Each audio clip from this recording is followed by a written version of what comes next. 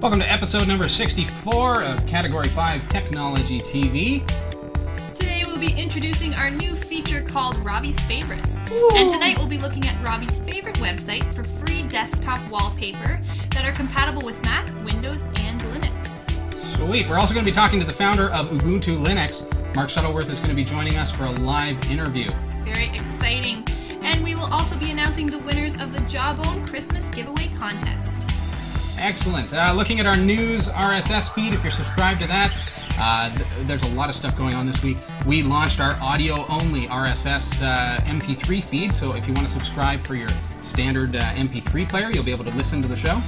Also great for low bandwidth situations. You'll find out more in our RSS feed, or if you click on news from the front page of category5.tv. Starting this week as well, just looking over the news here, we're going to be using Skype to conduct interviews around the world.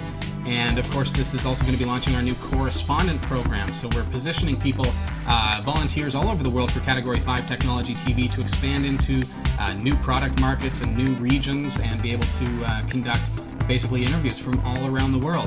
Very exciting. Mm-hmm. And we've had many viewer testimonials submitted this week. There's one from Andrew Jameson from Dundee, Mississippi.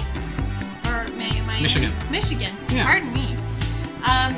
Andrew says, I'm very excited about this week's show with the addition of questions through instant messengers and then shortly after that the addition of switchable camera angles. This is going to make the show even better than most TV shows. Ooh.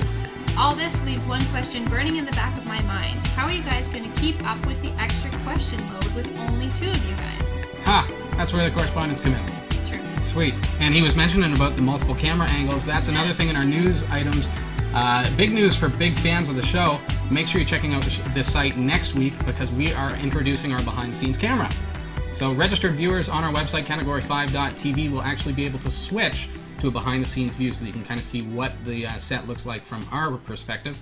That's going to be a cool feature launching next week with episode number 65. Any other viewer testimonials in there this week? Yes, there's one here from Braun, and I hope I said your name right. Braun says, when I first found this channel through Miro, I added it to my channel list thinking it discussed technology issues in general. Later I found out that it was just another Ubuntu support site. Maybe you want to touch on that, Robbie? Yeah, just another Ubuntu support site. You know what? Category 5 really does strive to be technology in general. We call ourselves general technology support. But of course, people do tend to ask a lot of Ubuntu questions because they find out, hey, here's a talk show host that knows about Ubuntu and runs Ubuntu on his main system, so let's ask a whole bunch of questions. So so the best thing to do if you're finding that we're not talking enough about Windows or Mac is to get into the chat room and start asking questions or email us your questions. Because if we get some Windows questions, we're going to start answering those Windows questions, and that's going to help us out. But that said, I am going to make a conscious effort as well to be more inclusive of other technologies. But we reviewed a phone recently. We've reviewed stuff like the Jawbone, which really has nothing to do with Ubuntu, and different products like the Sansa Fuse. So things aren't specifically about Ubuntu, but that tends to be the case when we get a lot of questions about Ubuntu. Yeah, it depends which episode you catch. So. And tonight's episode is no exception. It's Ubuntu. Definitely, yeah. And if you'd like to join us in the chat room and ask some of those questions, go to category5.tv, click interact or chat, and join us there. It's a great place to ask questions and interact with other viewers. Very good. All right. So, so we've covered all the testimonials that have come in this week, have we? A couple of emails. Looks like Alan is available for us. Alan, just call in. Great to see so many people joining us in the chat room. And of course, in the past several weeks, we've created a new chat room that is specifically at category5.tv, hosted by Freenode. And that's an excellent service because we have a wonderful team of volunteers who are now moderating our chat room, keep things safe for our viewers. Yes, thank you so much.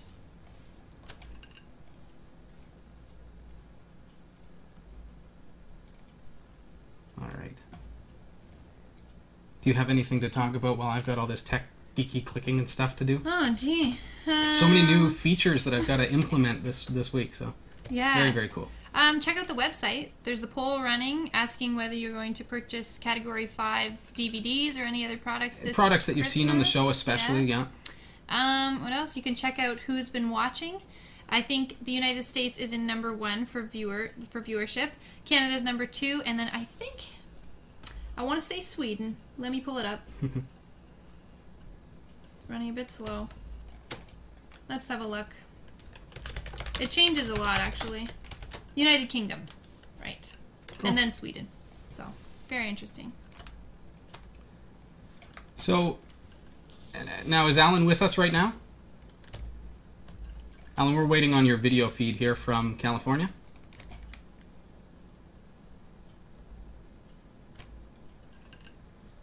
All right, well, we'll move on while Alan's getting that set up, and he can just message us in the chat room to let us know when he's ready to go. Okay. So we are looking at, we've got this new feature called Robbie's Favorites, and for the first night, I'd like to show you a website that I use when I get cool desktop backgrounds. Now, people, of course, have seen my desktop, and they've said, hey, what gives with that brown thing on the background? Oh, yeah. Because that's the default background that comes with Ubuntu Intrepid. So one of the things that I set out to do tonight is we want to replace that with something a little prettier. So I'm just going to bring up my web browser, and of course this is going to be work on any operating system. So whether you're on Mac, Windows, Linux, doesn't matter. Just go to www.interfacelift.com. And that's going to bring you to this great little site that I've loved for quite some time. I've been using this for a long time. I'm not really sure about the licensing because the licensing on the site is actually a dead link. But what we can do here at interfacelift.com is just choose the type of resolution that you've got. So if you've got a wide screen or a full screen or an HD TV, dual monitors, triple monitors, mobile devices, it's really thorough. So in this case, I'm using a full screen device. So I'm just going to click on full screen and then just start scrolling down so that I see these images. So if I like that image, I can choose my resolution, which in this case is 1024 by 768, and then click download. And it's as simple as that. No registration, no having to sign up for any accounts.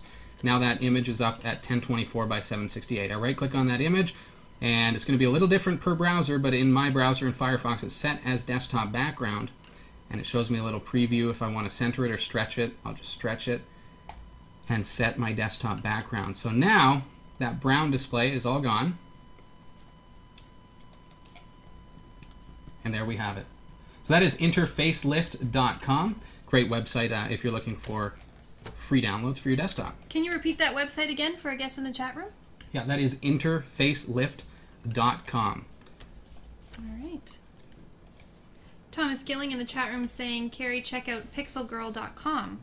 I don't know if that's another... Cool. Yeah. Alan, can you just lower the camera for me if you're available? Now, if you're asking us questions in the chat room, category5.tv, make sure that you first proceed your question with either Robbie or Carrie just to get our attention. Please don't flood the chat room. Sometimes, if we don't see your question right away, just wait a couple minutes and post again. That would be great. Perfect. That's looking a lot better there. So we are joined tonight by Mark Shuttleworth, and Mark is the founder, basically, of the Ubuntu Linux operating system. Mark, it's great to have you here on Category 5 TV. Hey, Robbie, how are you? I'm great. Mark, how about yourself? I'm loving this technology. Isn't this great, eh? Oh, we're using Ubuntu, my friend. So Mark's joining us live from California at the Ubuntu Development Summit.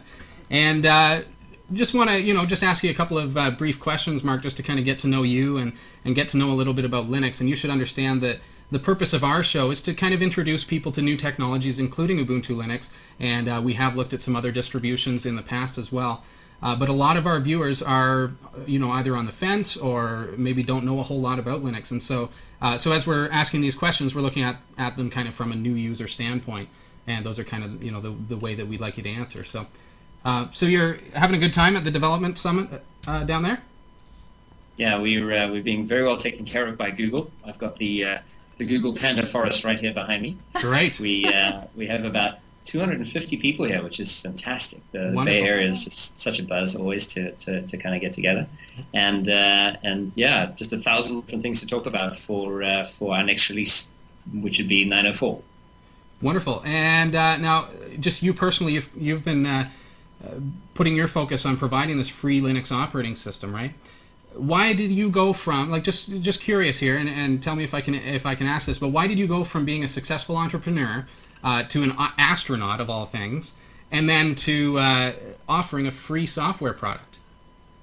Well, I guess for me, my philosophy is that you should always take on the biggest challenge you can find, And back in the early 90s, for me, the idea of building an electronic commerce framework for the internet from Cape Town was just totally awesome. As a student, I really wanted to do that. Mm-hmm. When that worked out really well, I looked around and said, what's the most powerful thing I could do? And the Russians were kind of massively changing their space program. So I said, well, why don't I tootle over to Moscow and see if I can convince him to and just go to space, teach me how to be a cosmonaut, and then that worked out. Yeah. And then after that, I looked around and I saw this sort of this coming together of free software, of the internet, of services on the internet. And I thought it just might be possible to build something that's kind of as powerful and as slick, as sexy as the Mac, and with economics behind it, which allow us to give it away. So maybe, just maybe, we'll pull this one off. Wonderful. And one of the questions that I've received a lot of, Mark, is people wonder, okay, well, if it's free, who pays for Ubuntu, and why do they go about doing it?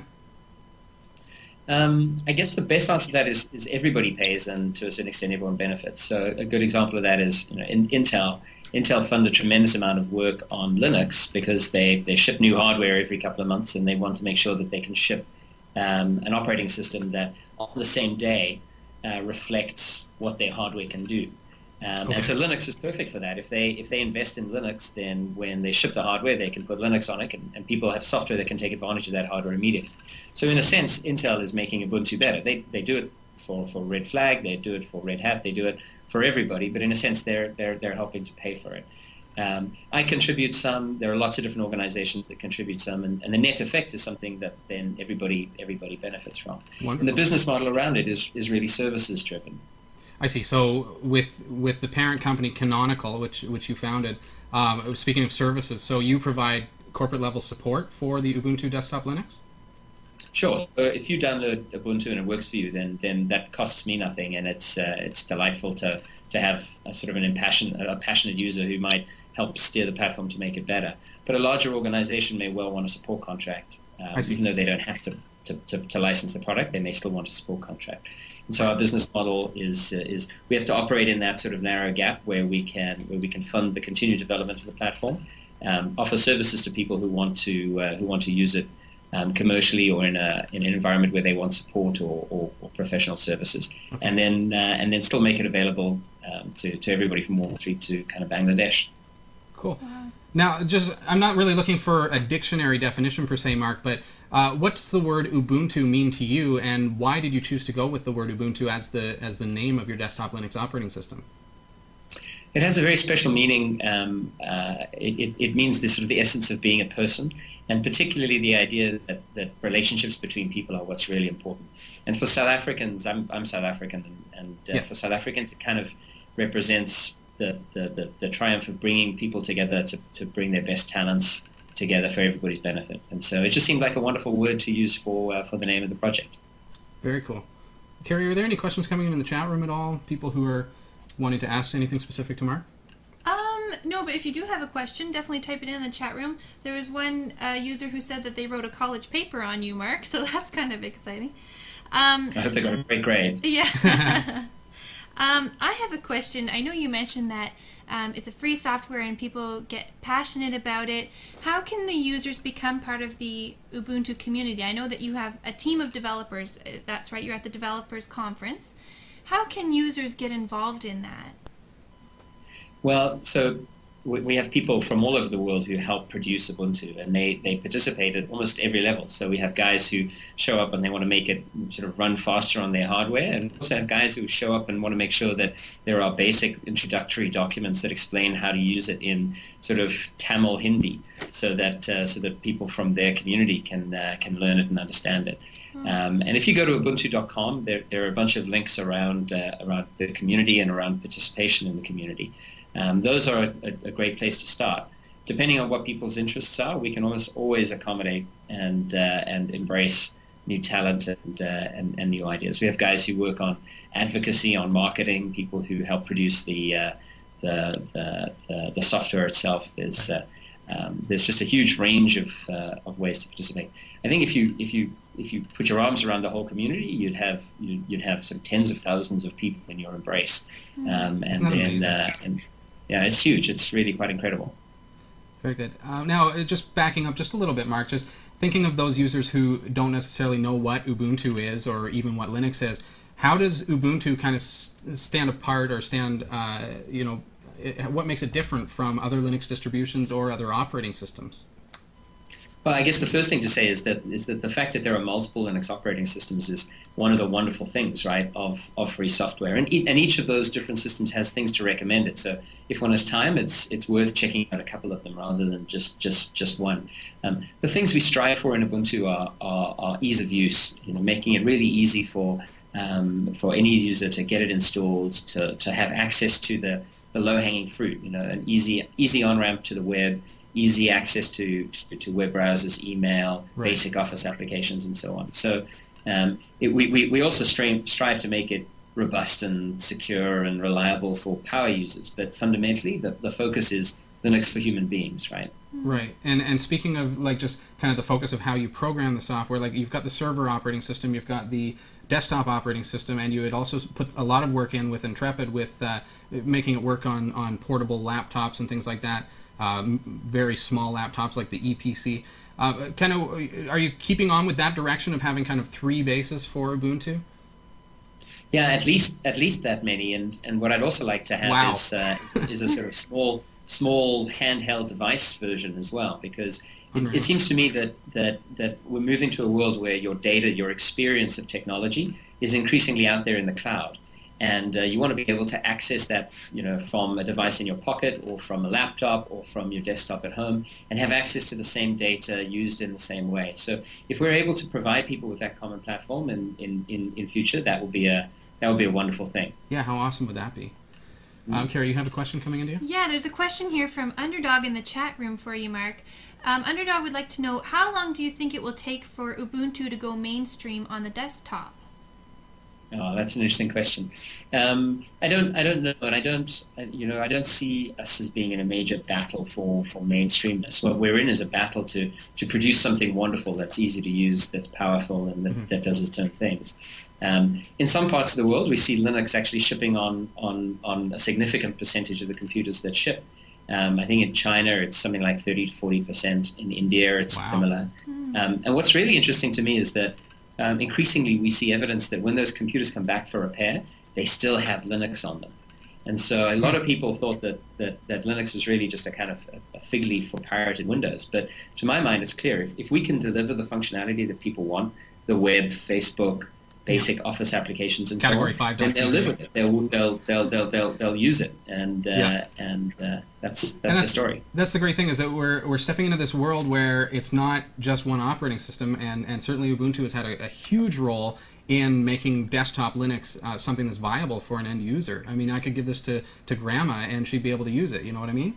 So I think that's one of the things that you should be very, very proud of with Ubuntu, is the fact that it's so user friendly and easy for somebody to get familiar with right out of the bat. Well, I'll pass that on to the guys down the hall. They're the ones who deserve the credit. Sure, yeah, do that. Now, just with you being on site at the Development Summit, is there something, we all want to know what is coming for Jaunty? What can we look forward to in the next release of the Ubuntu Desktop Linux operating system?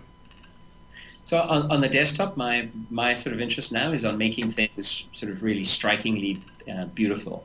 I've spent a lot of time thinking about how we can elevate the desktop experience. Rather than playing catch up to the Mac and to Windows, let's really push the limits. We can break the rules to a certain extent.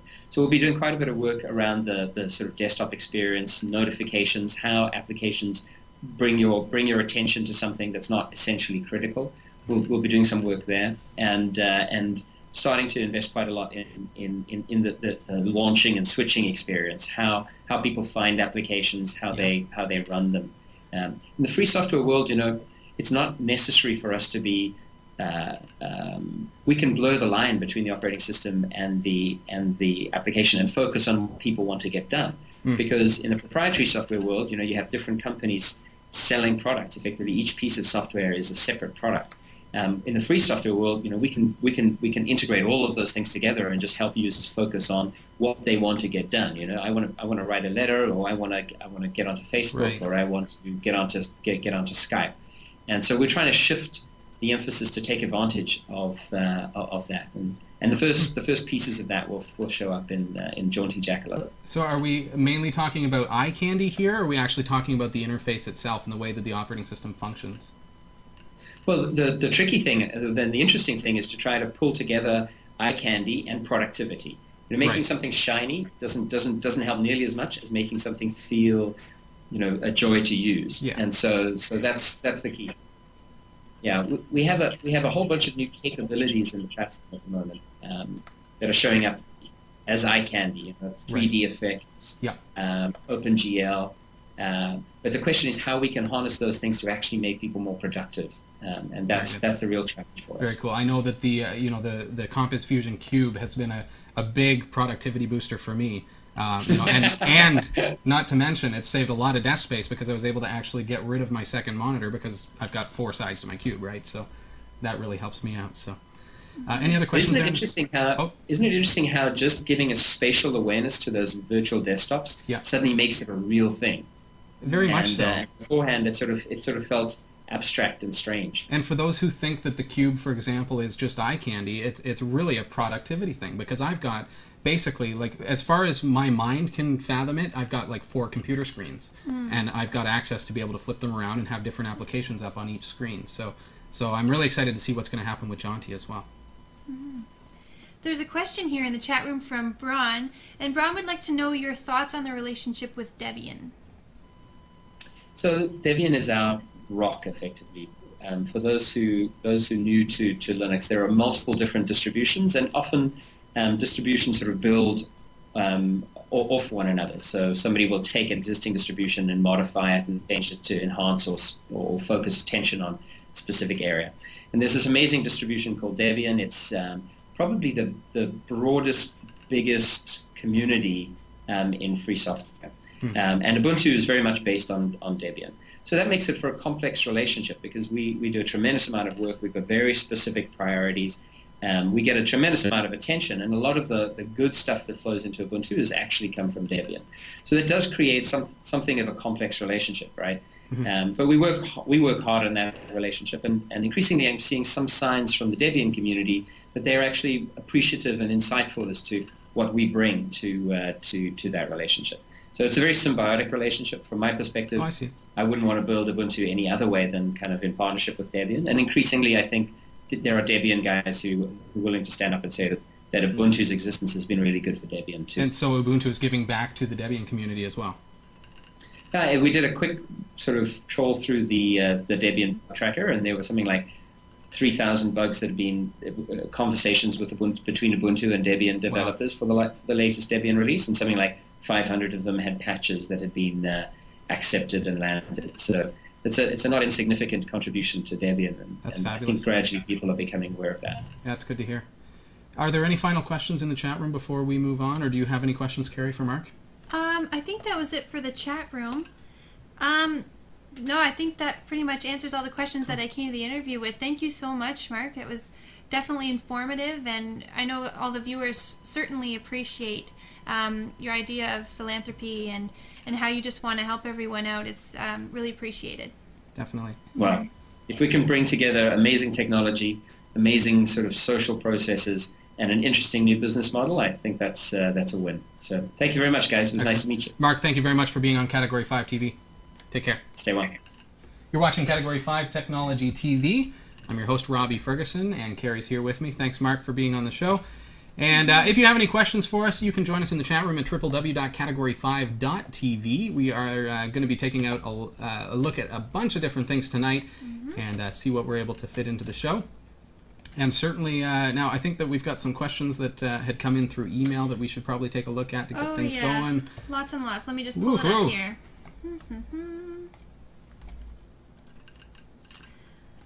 Okay, there's a question here from Chris Drakes. Chris says, "Hey, Robbie, just started watching the show. I think it's great, very informative. Hey, Chris. My question is, I am planning on getting a few EPCs for my home automation business. I did a little scouting around, and it seems that most EPCs come with Windows XP. I am an Ubuntu fan. I've read that there is a modified version of Hardy Heron.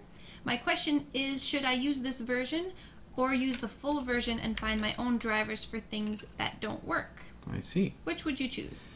Okay, first of all, one of the things that I want to be careful of is the fact that the EPC actually has Linux versions, and I think, unless they've changed things, I'm just going to take a quick look here at their website. It's EPC, that's 3 E's, pc.asus.com. So I want to look at the EPC and just kind of get a look, but I seem to recall that the Linux version actually had better hardware specs. So, you know, because they've got to, you know, keep the price down on the EPCs and these highly portable laptops, the Windows version was the same price, but because they're having to pay Microsoft for the licensing, the specs were less. So I'm not sure if that's changed any, but you want to confirm that. Make sure that that you're getting kind of the best hardware for the buck, especially if you're going to be wiping it and putting Linux on it anyways. As far as the device itself goes, it's really what hardware you would like what you want to do with it. And it is strictly just for portability and for convenience. You can put Google Gears on there and have access to your calendar and things like that, which would be very, very handy as far as portability goes. So just look at take a look at the site and find out what hardware you would like, and maybe do a model comparison over here. And we can see, for example, this version here, the S101, is available with either genuine Windows XP or GNU Linux. So we'd have to kind of go through. It's been a while since I've looked at the EPC, but definitely let's take a look. And maybe if you want any specific questions answered, get into our forum at category5.tv, our forum for episode number 64, and I'll be happy to kind of walk you through what we should be looking for with regards to these kinds of very portable laptops. But essentially, you want to look at that comparison grid. Look at that comparison grid, and I will actually put a link to that, and find the one that is going to give you the most bang for the buck as far as hardware goes. Completely ignore what software is on there, because you want to wipe it out and put Ubuntu on there anyways, or any other Linux distributions. So regardless of what comes on it, don't pay for the licensing for Windows if you're going to just wipe it out anyways. I think that's the best way to go. Great. Another question here from Raj. Raj says, I need a solution for IRC client that supports webcam and the microphone to use on Windows and Ubuntu. I will kick Windows out of my Windows if I get one. Thanks, from Raj. Okay. Now I got that email from Raj today, and I wrote him back really, really quick, because I was like, are you sure you mean IRC? Because I got an impression that he was just meaning chat on the web, and I think I was right about that. He was saying that his parents live in India and he would like to be able to chat with them, but because he's switched over to Ubuntu, he can't do the webcam conferencing back and forth anymore. Oh, really? So they used to use Yahoo, but that's not available on Linux with the webcam abilities. So what I'm going to recommend for you, Raj, check out that Skype program. We were just using Skype for that interview with Mark down in California. So Skype is a great application, and it's free to use, and you can actually sign up and use it on landlines as well. But essentially, it looks just like a buddy list. You've got your buddies, and you can either chat them like an instant messenger or launch an actual video conference with them. So I think that's going to be probably the best way to go, and it works great. I'm using it on Ubuntu here. And you can see that this is Ubuntu that I'm using Skype on when we did the interview there, and it also runs on both Windows and Macintosh, Mac OS computers. So it's really probably the best way to get started. And it's got so you get your parents to install it as well, and then it will allow you to do that conferencing back and forth. And even if they don't install it, I know my cousin's teaching in China right now, and he often phones our landline, and he talks to us through Skype. It saves you money on long distance. So you can actually call a land phone, and your long distance bill is a lot cheaper because it uses voice over IP. But if it's a case where you're actually calling from computer to computer, it's absolutely free. So, great deal. Cool. Another question from Maggard. Maggard says, any chance you could recast every week? Okay. Absolutely. Yes? Actually, yeah, I was thinking about that. Last week, what happened, Carrie, after you left, is a bunch of people came in the chat room and they missed the Jawbone feature. And they were like, I got the first 3 and I didn't get the 4th one, and they're going to have to wait for the RSS feeds and things, and we had some problems with Ustream, so it was this big mess. So I thought, you know what? what we're going to do is we're going to recast this week so that people who missed it can watch it. Great and so idea. I started getting all these emails saying, hey, I've never seen your show before, because it's always on at 7 o'clock and I'm not on until 10 kind of thing. So, so we're going to start recasting starting tonight, 10 o'clock p.m. Eastern Time through Ustream, and it's going to be just a rebroadcast of this program. So if you're watching this after 8 o'clock p.m. Eastern Time, you're actually watching a recorded version. Of course, we're live from 7 until 8 o'clock. So if you're looking for a recast, we will do this from 10 o'clock till 11 o'clock every Tuesday night. And they won't be able to join us in the chat room live, but they can No. post questions in the forum, right? But last week, you know what? A pretty good handful of viewers stuck around in the chat room and were answering questions and stuff and bantering good. back and forth. So that's very cool. That's great. So you may find that people will still be in the chat room. Sometimes I'm still working on the encodes for the RSS feeds and stuff at that point. So you might even catch me in the chat room. That's great. How about a 2-hour show, Munsey says. Ha! Start sending us checks. No, I'm just kidding. This is a free service, but in such, it is a lot of work to put together a 1-hour show, believe me. So. Question here from Alexandra in Sweden. Alexandra says, hey, Robbie and Carrie. Hey, Alexandra. I downloaded a script that makes it really easy to rotate any photo directly into Nautilus. Okay. I just right-click the photo and choose Rotate. The problem is that Nautilus automatically previews the photos as rotated. Is there any way to turn this preview rotate off? I want Nautilus to show the photos exactly as they are. Okay, I think we're going to back it up just a little bit there, Alexandra. Okay. What is happening there, from what I gather, is this. Okay, you get a modern digital camera, and these digital cameras, Carrie, they have they encode information, like actual text information, into each photo that you take. So it knows when it was taken, it knows the date and the time, it knows what shutter speed your camera had at that time. Okay. So you get these new digital cameras, anything that's relatively new, and if you turn that camera sideways and snap a picture, it actually sets. I don't know how it works. There might be like a Mercury thing in there or something. It actually sets what's called a orientation tag within the image itself. Okay. So if you hold the camera like this and snap a picture, good application like Nautilus knows that that picture was snapped with the camera on its side. So instead of previewing it crooked, it's going to preview it upright the proper way. Right. So if you're using some script that is rotating that image without updating the orientation tag, then that image is visually going to be rotated, but the orientation tag is still going to be telling Nautilus or any other program that supports orientation tags to rotate it again. So that's why you're getting this crooked image. So your best bet is to use a different rotation program. I'm going to recommend one that's actually specifically for Nautilus. It's called Nautilus Image Converter. I'm going to pull this up in Synaptic Package Manager, and that is found under System Administrator on our Ubuntu system. I'm just going to type it into quick search here. Nautilus-image-rotator. There it is right there. So if you install that script instead of the one that you're using, I think you're going to have a lot better luck. But I think that is exactly what's happening to you, is the orientation tag. Great. People are mentioning in the chat room that our lower third still says that we are Mark Shuttleworth. We are Mark Shuttleworth. See, I'm getting used to the fact that we have to actually switch our tickers around and stuff. So, hey, that's, you know what? For getting through this episode with that as our only bug. Yes. It's a good night. I'm good with that. I'm good with that. night. We introduced Skype tonight. We're streaming like massive amounts of extra bandwidth. We're recording in 640 by 480 for our RSS feeds. So we're doing pretty good. That's all right. I am not Mark Shuttleworth. And neither am I. No. Second question from Alexandra in Sweden. And Alexandra says, one final question. Carrie, have you watched Heroes yet? No. I'm sorry.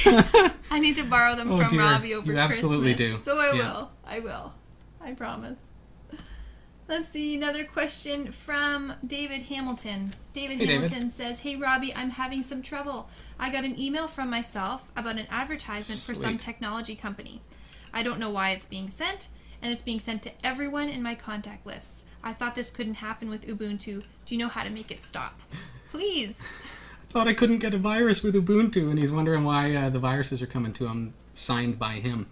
Yeah. What actually happened there? Now, I actually followed up with David because he actually came to us and had Ubuntu installed on his laptop. Oh, okay. So when he sent me that email, the reason that I responded right away is because I wanted to tell him, get on Hotmail right now, change your password. Because what happened is, and I said this right to him, I said, it's not your Ubuntu system. Your Ubuntu system's fine. But what's happened is you've used a public computer, or you've sat down at an internet cafe that's using an infected computer with a Trojan horse virus, and you've logged into Hotmail. So if you ever sit down at an internet cafe and it's got Microsoft Windows on it, and you're not certain if you can trust it or whatever, if that computer has a Trojan horse, a Trojan virus, it can obtain that personal information. If you log into Facebook, if you log into Hotmail. And the most painful one right now is the fact that, you know, this one Trojan will actually obtain your Hotmail information, mass mail all of your friends, delete your contact list, and or change your password. So you can't get back on. So you can't get back into your Hotmail account. So in this case, if you've been using that Hotmail account for years, which a lot of people have, you basically lose that Hotmail address. You have no way of contacting everyone in your address book because you don't have access to it, etc., etc. So in this case, he actually got back to me and said, you know what, I went to a friend's place and I used his computer to log into Hotmail, and sure enough, I talked to him and he does have a Trojan. So and his computer's been restarting and it's been doing all this wonky stuff. So be very careful where you log into your accounts. You may think that you're safe if you're at a friend's or something like that, but it may not be the case. Wow, I had no Scary, idea. huh? Yeah, definitely. That could be very scary. Definitely. How many times are you sitting, you know, at the library or something, and you think, oh, you know, well, here's free internet, I'll log into Facebook and see what's going on. Yeah. Dangerous stuff. If you've had any experience like that, tell me in the chat room or send Robbie an email. We'd like to hear your stories. Wow, that's scary. So he's all fixed up. He changed his password right away. That's the first. If you ever get an email that is from yourself, and it looks like it's been sent out to people in your address book, that probably means that this virus has gotten into your Hotmail account or whatever account it is that's infected. So make sure that that you change your Hotmail password immediately. All right, that's the first thing that you need to do. Or if it's Facebook or whatever it is that seems to be affected by this, because it's not necessarily your computer. It's just some computer out there has your login information. Lots of people are saying that their libraries use Linux. Very cool. No way. And That's great. Where is that? Is that in the US? US? UK, they're saying. The UK? A couple of different people. How do you zoom in and out on Stellarium? It's just your mouse wheel. Just use your mouse wheel. Up is zoom in, down is zoom out. Random tidbits of information. There you go. Good to know. Yeah. Another email here from Ron. Ron is a new fan of the show, and Ron says, your show is fantastic. It has improved my Ubuntu Harding 64-bit experience greatly. I have been watching some of your previous shows with Miro. I hope to find the time to watch live soon. So do we, Ron, and make sure that you join us in the chat room when you do.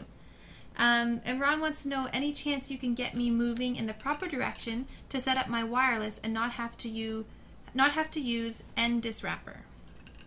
Well, wants to set up wireless. Unfortunately, I need to know more information. Like, I need to know if you're using a wireless LAN that's built into your laptop, if you're using a PCI card, if you're using a USB dongle, what chipset you're using, things like that. I'd love to know what, tell me what you're asking exactly. If it's a laptop, then it may be a little different. But if it's hardware in a desktop, things can be changed. Things can be... Kind of let me know if you know the chipset. Okay. When something like this happens, where it's an email and you may not be in the chat room, if you are, let us know. What you can do is get onto our forum, category5.tv, click on Watch the Show, and you'll see episode number 64, and there's a link that says Forum. That's going to hot link you directly to our forum for that episode, and that's going to let you post your question right there. So just kind of let me know what chipset you're using on that wireless adapter, what we can do, and kind of expand on what problems you're experiencing with that. Question in the chat room from Raj. Raj says, there are a couple of my friends who have lost their password for Yahoo and Hotmail, just going back to the previous questions, by the same Trojan virus. Ouch. How do you get it back? Can you get the password back? Unfortunately, see, the thing is that it actually changes the password on your login. It logs in as you, goes through the steps, and changes your password. So I think the only person who has power, if you can say person or entity that has the power to change that, would be the Hotmail staff. The people, or Yahoo staff, the people who are able to access the SQL or wherever the data is stored. It would be next to impossible to fix that. Agamotto is saying that you could cancel and delete the account and recreate, but they would have to do that. You can't log into the account, so you couldn't do it. So you'd have to contact them, plead your case, prove to them that you are who you say you are. Hope that the virus didn't change your password hint. Oh, that's not going to make a difference anyways. Someone was just asking you Maybe about that. if Yeah. they have a form that allows you to send a new password. I don't know. You'd have to have a secondary email account. We'd have to talk to Microsoft about that and find out if it's possible. As my friends say, just call the internet. Just call them. They'll fix all your problems. Call the internet? Like there's this Yeah. 1-800 internet. That's their theme song. Oh, boy. Yeah. There's lots of questions coming in the chat room. If I miss your question, just restate it, prefacing the question with Robbie or Carrie, or send Robbie a question via email throughout the week. There is another question here. All right. From Bob. Bob says, great show. I really enjoy it. I installed 8.04, then added a new TB drive. Woohoo! What's a TB drive? A terabyte. I think he's talking. That's basically layman's terms, 1,000 gigabytes. Okay. Massive amount of storage, my friend. Good. That's good. Yeah. Yeah, you can store more. Okay. Yeah, lots and lots of storage space. Okay. Bob says, when I upgraded to 8.10, it loaded on the new drive, not the old one, where Vista also lives. My plan was to use the big drive just for storage. Now it is the main drive, and the smaller drive doesn't even mount automatically, and all my goodies like Compass and my wallpapers don't work automatically. Help me. Okay. All right, let's take it one step at a time. Okay, we put in a new terabyte drive. Mm-hmm. It's installed in the system, installed Hardy Heron 8.04, and it installed because you went through the default installation, it automatically installed it in such a way that it took over the biggest empty drive. So that's your terabyte drive, because it was probably empty at the time. So you might have been better to do a custom installation there, maybe do the partitioning yourself, set that drive to be your home folder, say, for example. That is something that we're going to be touching on. If we have time today, which I'm not sure that we will touch on it, but definitely next week we're going to be learning how to dual boot our system, and I am going to be touching a little bit on how to set up a separate drive as your home folder. So make sure you're watching next week, okay? And then the next question, the next problem was that Compass wasn't working. So in that case, first thing that we want to look at is that you've got your proprietary drivers installed for your video hardware, or that your video hardware supports Compass Fusion, the visual effects. So if you've got a separate NVIDIA or ATI card, make sure that you install the appropriate drivers. You can find that in Ubuntu. If we, let's switch over to my Ubuntu system here. And this is Intrepid, but it's going to be very, very much the same in Ubuntu Hardy. So administration under system, hardware drivers, and when you click on that, it's going to detect your video card, wireless adapter, things like that. Searching for suitable drivers, it says, or available drivers. And you'll see now I've got an NVIDIA card in this computer, so it's going to give me access to the three different versions of the NVIDIA driver. So I've selected the recommended one, which is the newest one available from here, and highlighted it, and I clicked on Activate. So you'll see an Activate button down there. It will automatically download the drivers for your video card and then install them, set them up, and things like that. Next time you restart X or reboot your computer, you'll have the latest version of your drivers. So that's probably the first thing that I would check into. But again, this is one of those things where I might need some more information. If that's helped you, I sure hope it has. But if it hasn't, make sure you get into our forum for episode number 64. Perfectly willing to, just learn a little bit more about your setup and find out if there's something more that I can do, or if you have any specific questions as well. It's coming.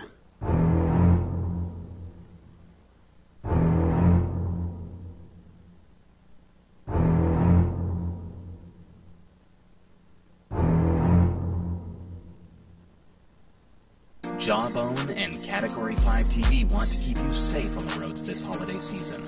It can be very dangerous to talk on your cell phone while driving to or from the stores during the busy Christmas season, or while driving to visit family or friends. That's why Category 5 Technology TV is giving away a bunch of second-generation Jawbone Bluetooth headsets. Imagine being able to safely take that phone call while at the same time effectively eliminating the background noise of the hustle and bustle. The Jawbone Bluetooth headset has military-grade noise cancellation technology. All our viewers had to do was keep track of the word of the week for the past 4 weeks. The ballots were cast last week, and the winners are about to be announced. The winners of the Jawbone Bluetooth headset giveaway are Skeezer W. Littenberg, Lord of Sporks, Drumstick, and G-Dog 1985. Winners will receive an email instructing them on how to obtain their prize. Merry Christmas to everyone from Jawbone and Category 5 Technology TV. Congratulations to all of our winners. Very exciting. Look at these things. They're awesome. So trendy. Yeah, very cool. And they work so well. Yeah. I cannot live without my Jawbone now that I'm used to it. Absolutely. Merry Christmas. Yes, absolutely. Yeah. Congratulations, G-Dog says, G-Dog. Sweet. Yeah, sweet. That's all I can say. He's like, saying it like that. Sweet. That's how he said it. Is that how? You can't really get the whole effect from the IRC chat room, but Okay. that's about it. Emoticons, Lord of Sporks, just woo. don't cut it. Excellent. Very, very good. Congratulations. MSRP, I think Virginia was saying is $140 Canadian on the Jawbone. It was What's somewhere. that? It was Oh, in yeah. around there. I think Manufacturer's that's what it is. suggested retail price. Yeah, they can fluctuate from different prices, but it's about $140, $150 Canadian in the store. Yeah. All right.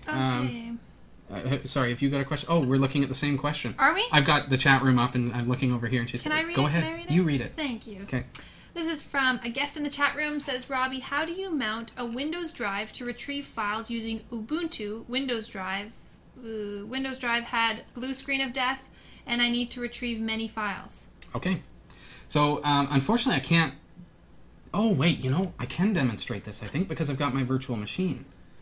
Wonderful. Virtual What are the chances of this? Okay, so I'm actually booted, because we're gonna look at this next week, but with the installations. But here's what's so cool: when you boot from that Ubuntu CD, okay, your Ubuntu CD is an actual live CD. You can boot into desktop Linux, give it a try, use it to restore files and things from your Windows partition without having to actually touch anything on the hard drive.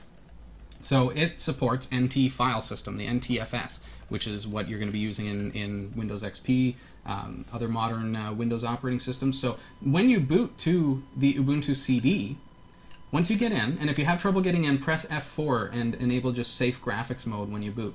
You're going to see a button up at the top here, and it says Places, and you go down to your hard drive. Now in this case, it's a virtual machine. I've only got a 5 gigabyte hard drive in there. But you click on that. That'll say like your 100 gigabyte drive or whatever, and it's placed an icon right on my desktop. Pardon me, I'm going to zoom in just a touch more. Okay, so now when you click on that, now that it's mounted, that's mounted your Windows hard drive. So now when I go in there, you're going to see all of your Windows files just as if they were on your Windows drive. So I'm going to click on Documents and Settings and go into your user account. I think I haven't used anything other than administrator, but yours may have your name or something like that. There's your favorites. This is actually your favorites for Internet Explorer. There is, depending on what applications you're using, essentially the bare essentials are like your My Documents. That includes your My Pictures, My Music, and all of your My Documents. As long as you keep things in an organized way, they won't have any problems finding them there. And then the only other things that you want to back up, if you've got Mozilla Firefox, you want to back up your bookmarks.html file, which is your actual bookmarks in Firefox.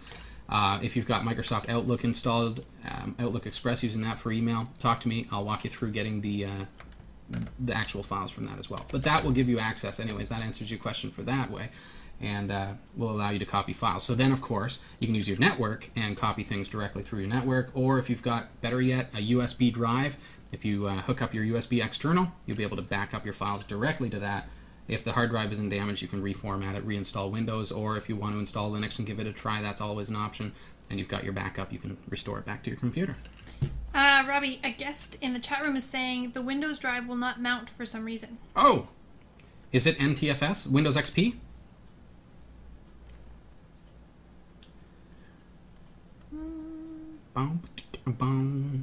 We might need to look at a little bit, what kind of errors you're getting from the drive. It is NTFS. Yes. Do you think the hard drive might have head slapped? Gone dead? Does the hard drive make any strange noises? Tap, tap, tap. Anything like that? Sometimes, I mean, if a drive, you got a blue screen of death, yeah, but that's that doesn't tell us if the hard drive actually has physical trouble. If it won't mount, It won't auto-mount NTFS if it wasn't cleanly unmounted. Oh, okay. Yeah, good point, Warcow. You are the bomb. Thank you. What you need to do is use, when you try to mount it, it's going to actually tell you the instructions that you need to use. It's going to actually give you an example, and it's -- force, I believe. I'll play around with that, but I think it's either -force or -- force. So when you use the sudo mount command, I know it sounds so complicated. How is your Linux knowledge? This might be an easier thing to do in the forum because I can actually type the command to you, and I can test it on my system. But essentially, you want to mount that drive as NTFS and use the force command to force it to mount, even though it was a dirty shutdown. Use the force. Yeah, thanks, Workout. NTFS 3G, you don't need, you just use sudo mount and then -T for file system, NTFS, and then it's -force or -- force, something along those lines. We can, but like I say, we can post it in the forum. So if you can't figure it out from what I've said or what you see on the screen, then please mention it in the forum, and I'll actually connect it to my computer. I can't do that right now because my production system is broadcasting, but I'll actually do it on my computer and give you the command. All right. Question here from Mez. Mez asks, what or where is the best place to get hardware for a new system that is guaranteed to work with Linux? Specifically WLAN cards and video wireless cards. LAN. Okay. Wireless cards. access to your internet and stuff. Video cards. Video cards, essentially you're safe with, pretty much. Now, if you're looking for a one-stop shop, that's one thing, right? I think that you're better to kind of look around and find out what's compatible and do it yourself through an OEM. Maybe have an OEM who is experienced in Linux. Or alternatively, you can kind of tell us what you're looking for, and we can kind of piece some things together for you and tell you what hardware would work really well. Essentially, I tend to stay away from generic hardware, stuff that's really low end, because one thing is that it's hard to find support for something that's no name, because there's not as many people who have it. You're good to go with stuff that's like ASUS motherboards. I prefer Intel processors. Sorry everybody else. Looking at your video cards, NVIDIA are great for OpenGL support, which you need for Linux. So give us a list of what you'd like, and we'll try to help you out. Mez says, I found that linuxemporium.co.uk is quite good, Cool. but laptops generally are a pain, and I can't find the Dell UK site for Ubuntu. Yeah, laptops can be a little trickier because you can't change the hardware. So if you're not happy with the video or you're not happy with this or that, it's a lot harder to get it to go because you have that problem of not being able to swap out hardware easily. So it is better to have somebody who knows what they're talking about, is able to test it, and see if you can go into a supercenter and they've got computers on display and just say, look, I've got my Ubuntu Linux disk here. It's a live CD. I'd like to pop it in this laptop because I'm interested in buying it. I'm just going to boot it. I'm not going to touch the hard drive or anything. I just want to see if Linux is going to work on this laptop. Maybe they'll let you. That's a good idea. Certainly smaller OEM stores would allow you to do that, and especially if they're kind of overseeing it. Because a live CD, you could just boot it up, test Linux, say, yeah, you know what, this looks like it's going to work really well, and then you would know that that it works before you make that purchase. Good idea. Just a thought. Mez says you don't need OpenGL for Linux. You don't need OpenGL, but you want. If you do any amount of gaming, if you want the special effects of Compass Fusion, if you want cool fire effects. Oh, yes, you do. Which you do. Who doesn't want that? Then you need OpenGL. So what's OpenGL? It's like the 3D graphic engine for Linux, primarily. Okay. Layman's terms. DirectX is Windows, so you want a card that works well with DirectX. That's a Microsoft product. OpenGL is kind of like the Linux counterpart to that. Okay, so it's not not just like a Linux. graphics card or a video card. No, or it's just whatever.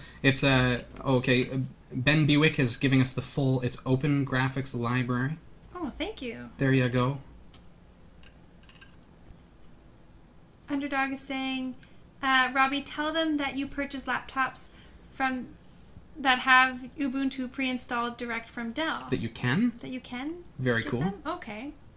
That's great. In certain areas of the world you can. I haven't seen them in Canada, but I'm sure that you can. And certainly a lot of the ultra portables are including Linux these days. Oh, yeah? Not necessarily Ubuntu, but a distribution of Linux, which is good.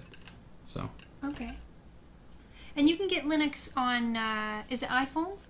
Can you Yeah. get Linux on iPhones? Well, Linux is it's a free operating system that can be used on different devices. So Okay. yeah, you can get different devices that use Linux. A lot of routers and things use Linux, and transparently, you don't even know.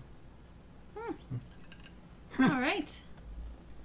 Yeah, there are sources. Agamotto's mentioning System 76, where you can buy computers. There are computers that come pre-installed from OEMs, like companies that manufacture Linux computers. And that's cool. Wow. Yeah, anybody who wants to, we log the chats, so feel free to list any ones that you know about. Mm-hmm. Cool. Any other questions for us, Carrie? There's a question from Tyler McAdams. Tyler says, I love the way you can zoom in and talk about your desktop. What application do you use to do that? Does it do audio at the same time? Do you think it will work on KDE 3.5.9 or Gen 2 2.6.25? All these numbers. Can you read okay. that? It doesn't really matter the versions and stuff. Yeah, it'll work on Okay. KDE. That's Compiz Fusion, actually.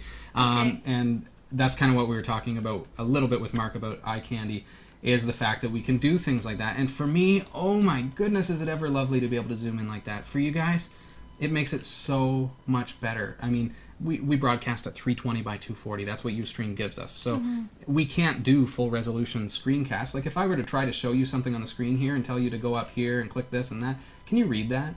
It's just not possible. So using Compiz Fusion, here's a practical application where I've been able to use this to zoom right in. As far as my video capture goes, we're just actually outputting directly from the S-Video output of my video card. It's an NVIDIA, I don't know, 7600 GS or something like that. It's got S-Video output. It goes into my other system through a video capture card.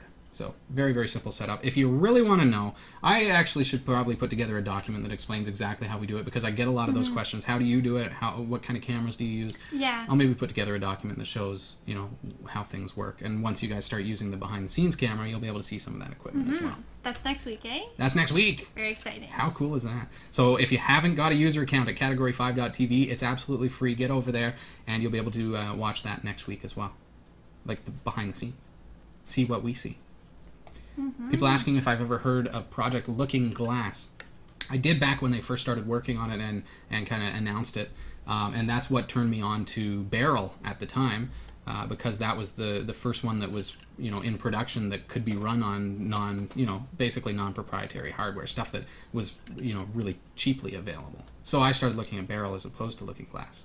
But I think now it's grown well beyond that, but I haven't kept up with it.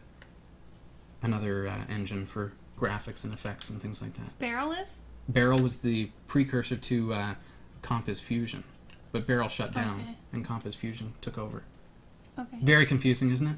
Yes. Yeah. Yes. We should draw a chart. Like, I need here's the evolution of Linux. Robbie was explaining something before the show, and he was using his hands to demonstrate how the inside of a computer works, and it was so perfect. Visual learner. Yeah, it was great. I don't even remember what we were talking about. I can't remember either. Yeah. Sorry, but I got this.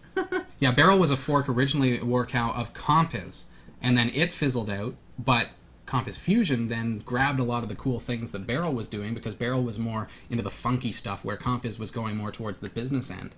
And so then when they merged into Compiz Fusion, we got the funky stuff and the solid components and things like